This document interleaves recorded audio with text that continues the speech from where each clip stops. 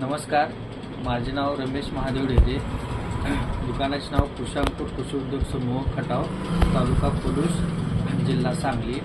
आज आपल्या दुकानामध्ये बायोक्सिल ट्रिओ या सेंद्रिय खताची डेमो आपल्या दुकानामध्ये दिला गेला. या डेमोमध्ये मक्याचं बियाणं यामध्ये वापरले गेलेलं आहे.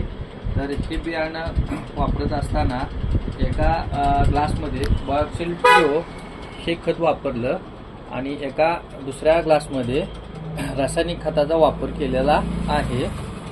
तर प्रामुख्यानं जर या दोन्ही ग्लासाचं जर एक 4 ते 5 दिवसाचं निरीक्षण करता मला असं दिसून आलं की बायोक्सिल ट्रिओ या खतामध्ये गुण क्षमता लवकर झाली आणि यामध्ये पांढऱ्या मुळांची संख्या अगदी लक्षणीय दिसून आलेली आहे ह्या ठिकाणी.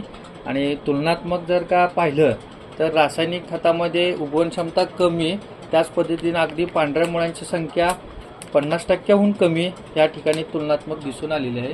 याचा अर्थ असा की बायोक्सिल ट्रिओ हे खरंच सेंद्रिय खत जरी असलं तर रासायनिक खताच्या तुलनेनं व्हिजिबल फरक पूर्णपणे जाणवलेला आहे.